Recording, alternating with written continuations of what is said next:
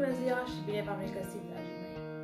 Astăzi vă voi prezenta o rețetă de tiramisu. Pentru această rețetă avem nevoie de 400 de grame de pișcoturi, 1 litru de cafea naturală îndulcită, 5 gălbenușuri de ou, 100 de grame de zahăr pudră, 500 de grame de mascarpone, 200 de ml de frișcă, 2 albușuri de ou, un praf de sare, 4 linguri de zahăr și pentru decor vom avea nevoie de cacao. Acum vă voi arăta modul de lucru. Într-un bol vom pune cele 5 gălbenușuri, adăugăm praful de sare și zahărul pudră.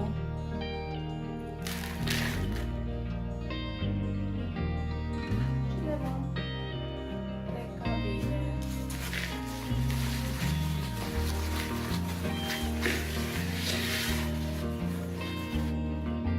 După ce am omogenizat bine zahărul cu gălbenușurile de ou și praful de sare, adăugăm mascarponele.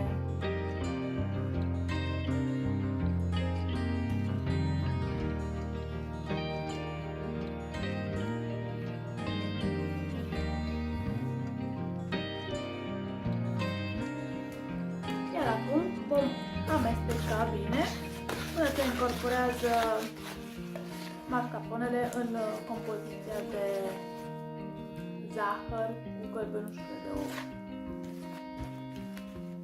Am terminat de omogenizat mascarponele cu zahărul și cu ouăle, așa arată. Vom lăsa această compoziție deoparte. Iar acum vom pune într-un bol cele 2 albușuri de ou și le vom mixa.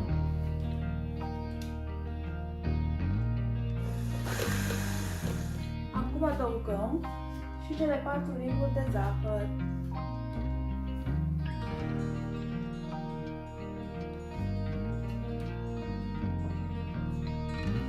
Și mixăm din nou.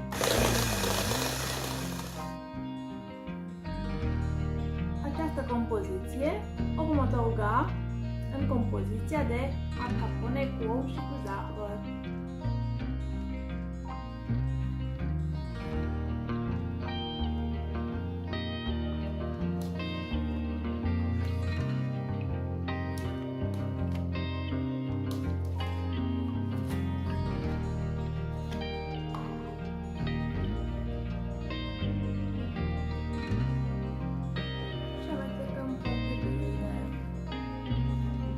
Se omogenizează cele 2 compoziții.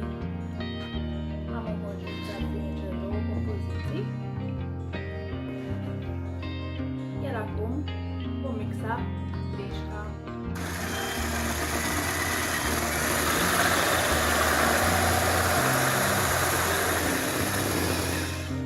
Am terminat de mixat frișca. Acum vom incorpora în compoziția de mascarpone.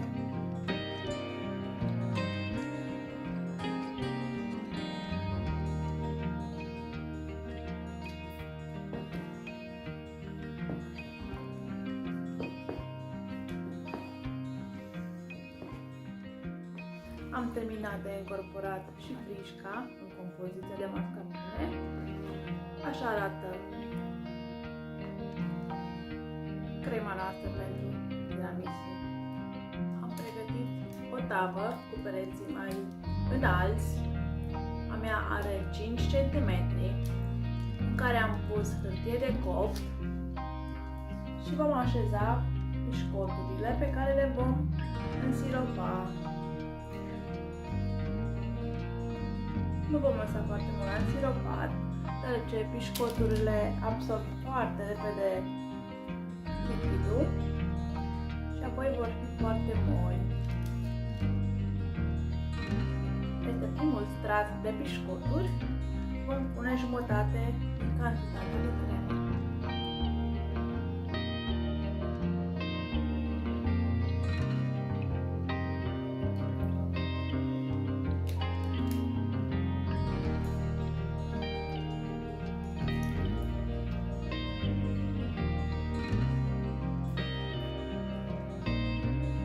Peste al doilea rând de pișcoturi vom pune restul de cremă. Am terminat de întins crema. Acum vom lăsa prăjitura la frigider până a doua zi. Prăjitura noastră a stat peste noapte în frigider, iar acum, înainte de servire, îi vom pune deasupra cacao. Sper să vă placă această rețetă și să o distribuiți și prietenilor dumneavoastră.